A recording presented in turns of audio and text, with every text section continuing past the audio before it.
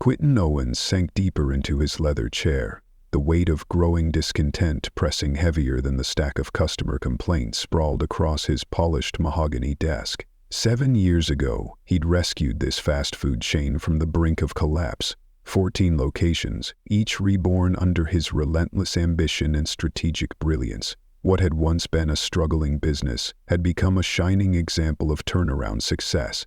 But lately, something had shifted. The chain, once celebrated for its warm service and vibrant employee culture, was now plagued by a flood of grievances. Rude staff, overworked employees, apathetic managers. Every report painted a picture of a company losing its soul, and as much as Quenton didn't want to admit it, the blame pointed straight to the top. As the company expanded, he had withdrawn, trusting layers of managers and quarterly reports to keep the spirit of the brand alive. It was easier that way, less chaos, less stress. But now, staring at a particularly troubling complaint, regret coiled in his gut like a tightening rope. A pregnant cashier had been humiliated by her manager in front of a store full of customers. The details were vague, but the sting of it was undeniable. It wasn't just bad optics, it was personal. He didn't know this cashier. He didn't know most of his frontline employees anymore. 14 stores, dozens of managers, and hundreds of workers. Some probably didn't even know he existed. For a moment, Quenton sat in silence, letting the gravity of that truth wash over him. And then, a decision. He needed to see the truth with his own eyes, not from a report, but from inside the walls where his company's reputation was bleeding out. No cameras, no assistants, no executive privilege. He would go undercover. The next morning, Quenton stood outside the restaurant wearing a worn hoodie, faded jeans, and a baseball cap pulled low. His usually clean-shaven jaw was shadowed with stubble, his designer watch swapped for a cheap one from a gas station. He looked nothing like the multimillionaire businessman he was. He applied as a trainee under the name Ben. The store was understaffed, something that no longer surprised him, so he was hired immediately.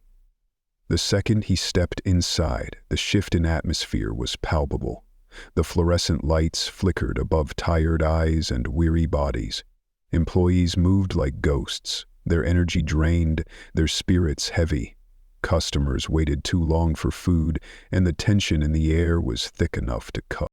Then there was Derek. The manager in question looked to be in his mid-40s with a permanent scowl etched into his face and a phone glued to his hand. He barked orders without lifting his eyes, speaking with the kind of sharpness that could slice through steel. He didn't manage, he dominated, and everyone around him seemed to shrink under that weight. Quenton took a spot at the grill, blending in and quietly observing. But hours into the shift, the fragile rhythm of the restaurant cracked. "Please, Derek, I just need to sit down for a minute. My back is killing me." The voice was soft, almost apologetic. Quenton turned toward it and saw a young woman at the register, hand resting protectively on her swollen belly. Her name tag read Olivia Adams. Her face was pale, her body leaning slightly against the counter as if even standing had become a quiet act of resilience. Derek didn't even glance up. "You're pregnant, not dying. If you can't handle standing for a few hours, maybe you shouldn't be working." Quenton's jaw clenched. "I just need a quick break," Olivia continued, her voice tight but composed. "I've been on my feet the whole shift." Derek finally looked up, scoffing. "And that's what you're paid for. You want special treatment because you made bad life choices." A hush fell over the restaurant. A few customers looked up from their meals. The sizzling from the grill dimmed in Quenton's ears, replaced by the low thrum of fury building inside him. Olivia's cheeks flushed crimson as she looked down, humiliated. Her silence was louder than any protest, like she'd been trained to endure, to shrink instead of stand. That was the moment. Quenton stepped forward, unable to stay silent. "I'll cover the register for a few minutes. She can take a break." Derek turned slowly, his voice cold. "You don't make those calls, newbie." "I just thought." "You don't think." Derek snapped. "You do what I say." Quenton felt his blood boil. Olivia's shoulders trembled. Her eyes shimmered like she was on the edge of tears, but refusing to let them fall. This wasn't just a toxic workplace. This was emotional warfare. He exhaled slowly, then reached up and pulled off his cap. His voice, when it came, was steady and clear. "Actually, Derek, I do make those calls." Confusion flickered across Derek's face. "What?" Quentin's eyes didn't waver. "I own this company." Silence fell like a hammer. The kitchen froze. The cashiers stared. Customers held their breath. Olivia's mouth parted slightly, stunned. Derek's eyes darted, searching for a joke that wasn't there. "You're kidding." Quenton crossed his arms. "Do I look like I'm joking?" It took a moment, but then the truth settled into Derek's bones. His face paled. Quenton turned to Olivia with a gentleness that didn't need to be performed. "Go sit down. Take as much time as you need." She hesitated, as if unsure whether she could trust the kindness, then nodded and stepped away from the register. And just like that, the story had changed. But Quenton knew this wasn't the end. It was just the beginning of fixing what had quietly fallen apart. Derek's face went rigid, a flush of panic draining all the color from his skin. His lips parted, but not a single word made it past his throat. His hands twitched at his sides, fingers flexing like he was grasping for some kind of control, but there was none left to seize. Quenton didn't offer him a lifeline. Without a word, he motioned toward the narrow door leading to the back office and walked through it, not even checking to see if Derek would follow. But he knew. Of course Derek would. That walk, the one you take when you realize everything is about to change, is always the longest. Inside the small, windowless office, Quenton leaned casually against the edge of the desk, arms folded, calm but unshakably firm. Derek stood like a statue by the door, his jaw clenched, the silence swelling between them like a tide of judgment. "Sit," Quenton said simply. Derek hesitated, but the command hung heavy in the air. With a sharp exhale, he dropped into the chair opposite him. His knee bounced involuntarily, the only sign of the tension he was desperately trying to mask. Quenton let the silence stretch, using it like a blade, sharp, deliberate, and deeply effective. He wanted Derek to feel it, every second of it. Finally, Derek broke. "Look, I didn't know who you were. If I had..." Quenton cut him off without raising his voice. "That's the problem. It shouldn't matter who I am." Derek swallowed hard, his shoulders drawing tighter.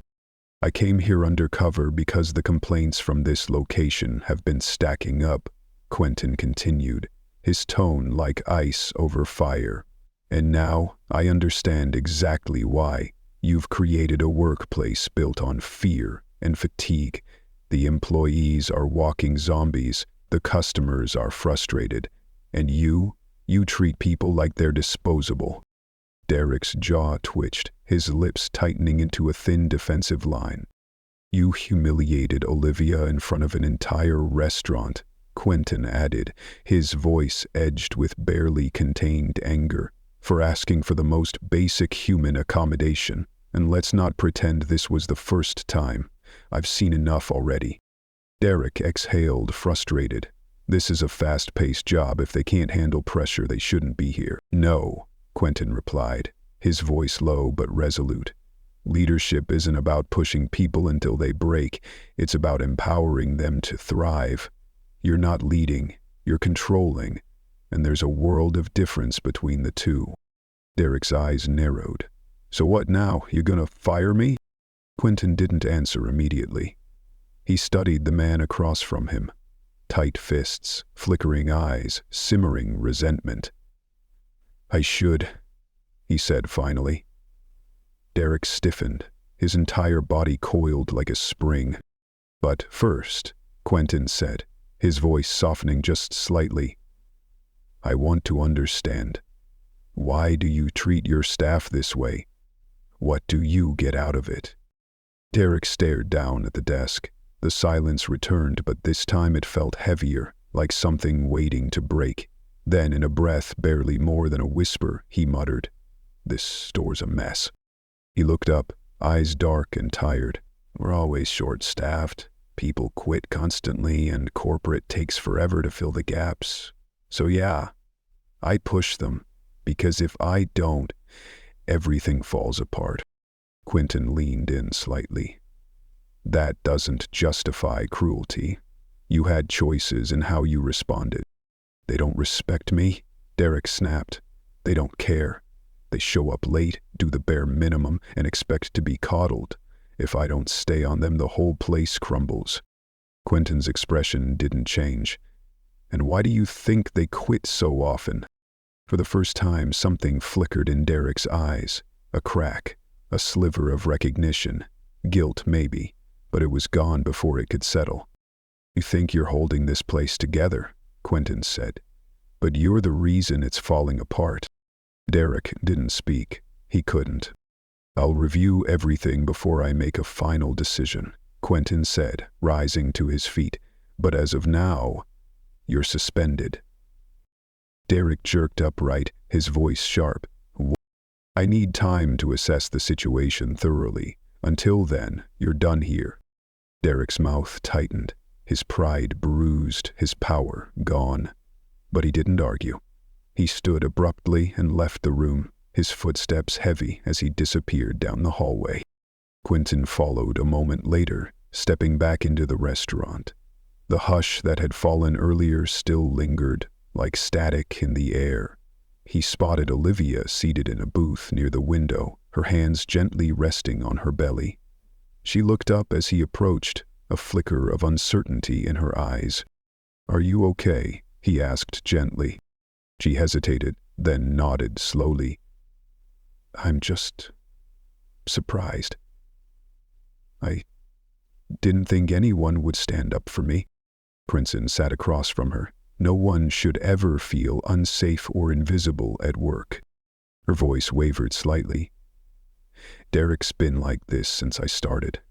Probably longer, but most of us just put up with it. We can't afford to walk away." Quenton felt his chest tighten. "You don't have to anymore." He suspended, "And I'll be making changes around here, starting now." Olivia's shoulders sagged in relief, like the weight she'd been carrying had momentarily lifted. "I want to hear it all," Quenton said. "What's really been going on here? What have I been blind to?" She hesitated, cautious, but slowly, as she sensed he was genuinely listening, she opened up. What began as careful disclosures soon flowed into an avalanche of truths. The store wasn't short-staffed because hiring was slow. It was because no one wanted to stay. New hires rarely lasted more than a month. Those who remained were either too financially desperate or too emotionally numbed to care anymore. Derek's management style wasn't just tough, it was toxic. He scheduled excessive shifts, ignored time-off requests, dismissed safety concerns, and berated staff into silence. Mistakes were punished, not corrected. Paychecks were quietly trimmed under the guise of discipline. And the worst part, the district manager, who should have been the check and balance, barely showed up and always sided with Derek. By the time she finished, Quenton's expression had hardened, not out of anger alone, but disappointment. Deep, cavernous disappointment in himself for stepping away too long. He had wanted to build something lasting, but something had been rotting beneath the surface. Now he was ready to face it. Quenton had heard enough. After Olivia finished, he thanked her with quiet sincerity and promised change. Not vague, distant reforms, but immediate, tangible action.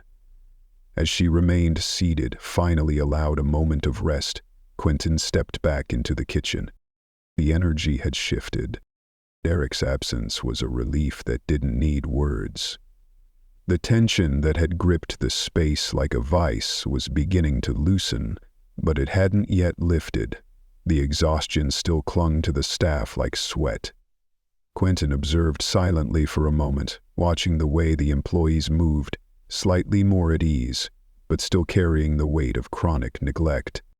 He approached a young man at the grill, whose cautious glance suggested he wasn't sure whether Quenton was friend or foe. "How long have you been here?" Quenton asked, his tone easy. The young man paused, then replied, "Almost a year."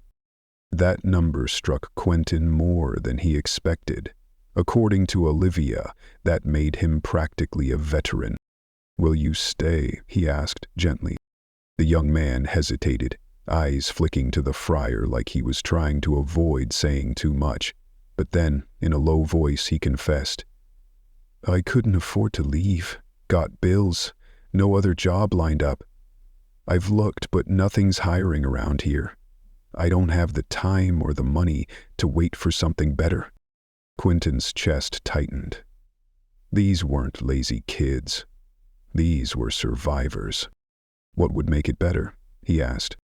The answer came without hesitation. "Respect. We just want to be treated like we matter. The pay sucks, sure. But it's not even about that. It's about how it feels. Every shift like you're just meat in the grinder." Quenton nodded, the words hitting harder than he let on. He turned to survey the rest of the kitchen. With Derek gone, the crew had started operating more collaboratively, pitching in for each other, exchanging quiet encouragements instead of ducking verbal blows. They weren't broken. They were tired, and they had been led by fear, not inspiration. By the end of his shift, Quenton had seen enough to understand the full scale of the rot. This wasn't just a rogue manager issue, it was systemic neglect. Derek had been a symptom, not the disease. The real sickness was the lack of accountability. District managers hadn't stepped in, reports had masked deeper truths, and at the top of it all, Quenton had believed he could lead from a distance. He was wrong, but he wouldn't stay wrong. The next morning, Quenton returned, not alone, but flanked by a small team from corporate. Employees looked startled as they trickled in, the sight of higher-ups setting nerves on edge, but Quenton quickly gathered them and reassured them. They weren't in trouble. He addressed them in the dining area before the restaurant opened. Derek wasn't present, his suspension still in effect, and Quenton made that absence permanent. First, he introduced the corporate team. These weren't strangers. These were people tasked with righting the wrongs that had been ignored for too long. He began with the most urgent concern, wage theft. "If anyone here had hours docked unfairly," he said, "you'll be reimbursed in full, no exceptions." A hush followed. Eyes widened. It was the first time many of them felt seen. Next, he addressed the chaotic scheduling. A full audit would be conducted, and from now on, schedules would be issued 2 weeks in advance, with a clear, documented process for requesting time off. Finally, he confirmed what many had hoped for but didn't dare expect. Derek would not be returning. "This restaurant needs a leader," Quenton said, voice steady, "not a tyrant, and no one who mistreats others will hold a position of power here again." There was no applause, but something more meaningful stirred. Shoulders relaxed, glances exchanged, a breath collectively released. Quenton wasn't finished. He told them that he would personally be involved in selecting the next manager, someone who understood that leadership meant service, not domination. Until then, an interim manager from a nearby location would step in to support the team. He ended with honesty. "This visit was a wake-up call. I assumed things were fine, but I was wrong. From now on, I'll be visiting stores without warning, not as a CEO, but as someone who needs to see the truth." As the meeting ended and employees scattered to prep for the day, Olivia approached him. "Thank you," she said softly. But Quenton shook his head. "You brought this to light. You had the courage to speak. That changed everything." He took one last look around the space. There were still cracks in the foundation, still problems to address. But for the first time, he could feel the shift. Hope was returning. And this time, he'd stay long enough to protect it. Quenton didn't leave after that. He stayed for days, showing up early, leaving late. He worked shoulder to shoulder with the staff, manning the grill, restocking shelves, wiping tables. With Derek gone, conversations began to flow. Jokes returned. The store felt human again. But fixing the culture meant more than removing one toxic figure. He started by reviewing the scheduling system. It was a mess. Shifts were handed out last minute, often with zero predictability. Some workers were slammed with unplanned overtime. Others barely clocked enough hours to survive. Quenton sat down with the assistant manager, Carla, who had quietly kept things running for years under Derek's rule. She admitted almost apologetically that she'd had little control. Derek made last-minute changes, denied requests, and never listened. She had stopped trying. Quenton promised that going forward the system would respect people's time. Schedules would be released 2 weeks ahead, and any time-off requests would be honored through a documented process. Then came staffing. They were drastically understaffed. He called corporate and fast-tracked hiring, arranging for temporary reinforcements from nearby stores until permanent help arrived. During the lunch rush, he threw on an apron and manned the line. Burgers piled high, tickets kept printing, and he felt the urgency, raw and unfiltered. It wasn't just about numbers. It was about preparation, training, support, and presence. After the chaos settled, he sat down with Olivia again. She had been quieter than usual, more observant. When he asked how she felt, she admitted something he hadn't known. "I was looking for another job," she said, her hand resting lightly on her belly. "Before all this happened, I couldn't do it anymore. The stress, it was too much. It started affecting my health." She looked away. "But now, I don't know. I'm not sure what to believe." Quenton leaned forward, his voice low and steady. "What would make you want to stay?" When Quenton asked Olivia what would make her stay, she didn't answer right away. Her gaze drifted out the window, as if searching for something even she couldn't name. "It's not about the money," she said finally, "or the hours. It's about feeling human, feeling like we matter." Her voice trembled slightly. "We're not machines. We're not disposable parts. I just want to work somewhere that remembers that." Quenton nodded, the honesty of her words settling deep. "I understand." By week's end, he gathered the entire team in the dining area one last time before heading back to headquarters. He outlined the changes being implemented: new scheduling policies, expanded hiring efforts, improved training, and a zero-tolerance stance on mistreatment. And then, with a quiet confidence, he announced that Carla would step in as interim manager. She wasn't flashy. She didn't command the room with charisma. But she had earned the team's trust the hard way, through consistency, patience, and quiet strength. That was real leadership. Before leaving, Quenton pulled Olivia aside. "If this place ever starts slipping again, if it starts feeling like it did before, you come to me, directly." For the first time since he walked into that restaurant, she smiled. It wasn't wide, but it was honest. It was hope. As Quenton stepped outside, the early evening light washing over the sidewalk, he paused. The restaurant behind him was just one of 14. One problem solved, but now he understood the truth. If this had been happening under his watch, unnoticed, unchecked, then it might not be the only place. The damage could be deeper, wider. And that wasn't acceptable anymore. He returned to his office that night, not to close the chapter, but to begin a new one. He convened an emergency meeting with his executive team, including every regional director who oversaw multiple locations. There was no room for corporate posturing. He got straight to it. "I went undercover at one of our restaurants," he said bluntly. "What I found was unacceptable. Not just one bad manager, a broken system, a failure at every level, including mine." The room shifted, faces stiffened. A few glanced at each other, unsure of where this was going. One director, Greg, cleared his throat. "With all due respect, these stores operate on razor-thin margins. Sometimes managers have to push harder than they'd like just to meet targets." Quenton's eyes didn't flinch. "There's a difference between accountability and abuse, between high standards and humiliation. Are you saying it's okay to exploit employees because the margins are tight?" Greg faltered. "No, but..." "No buts," Quenton cut in. "If you knew this was happening and looked away, you're part of the problem. If you didn't know because you never bothered to check, you're still part of the problem." Silence fell, heavy.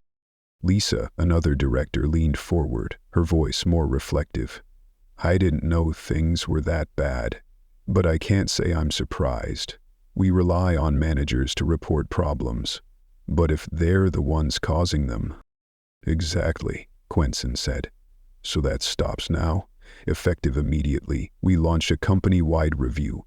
Anonymous employee surveys, surprise inspections, direct communication channels that go above store leadership."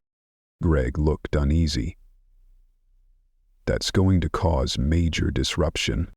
"Good," Quenton replied, his voice steady. "Maybe disruption is what we need." Dana, an HR rep, nodded. "We'll start drafting the surveys, but if we uncover serious issues..." "What's the plan? Retraining? Terminations?" "Both," Quenton answered. "We give people the chance to grow, but if they can't, or won't, we replace them. I'm not keeping anyone in a leadership role who thinks cruelty is part of the job." The meeting ran long. Plans were laid, but more importantly, momentum was built. For the first time in years, Quenton felt like a true leader again, not from the safety of spreadsheets, but from the front line where the heartbeat of his company lived. 2 weeks later, the first batch of anonymous surveys returned. The results were sobering. 5 more locations reported the same toxic patterns: bullying, unfair scheduling, emotional neglect. In some stores, safety concerns had been ignored. At one, employees had been clocking out but still expected to work just to meet demand. Quenton didn't wait. He visited each of those stores personally. No announcements, no warnings. At one, the manager tried to defend his behavior. "These kids don't care. If I don't stay on them, nothing gets done. You're fired," Quenton said without blinking. Tom stammered. "Wait, just like that?" "Just like that. Pack up." At another, Rachel tried a different approach. "High turnover's just part of the job. Some people aren't cut out for it." "No," Quenton said. "Your job is to lead, not to filter people through misery. You failed." She was gone by the end of the day. By month's end, 4 managers had been terminated. Several others were placed on probation with mandatory retraining. But it wasn't just about cutting out reduct. It was about planting something better. Quenton began interviewing new leadership personally. He promoted from within wherever possible, quiet heroes who had held things together without recognition.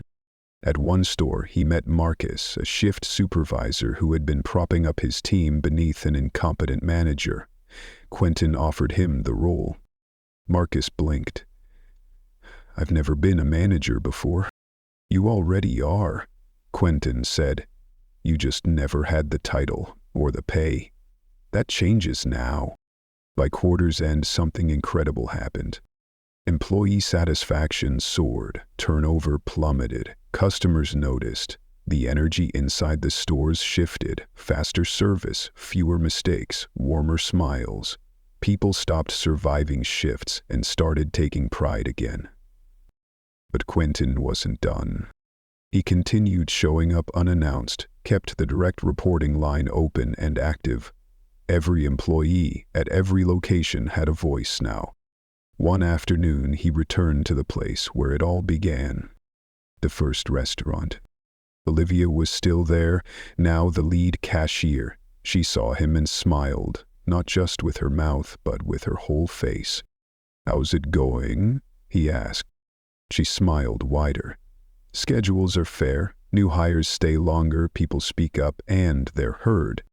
He nodded, satisfied. As he turned to go, he looked back. "You ever think about management?" She laughed. "Maybe one day." He smiled. "When you're ready, let me know." As he stepped into the fading sunlight, Quenton knew this had never just been about fixing a store. It was about restoring something far more fragile and important.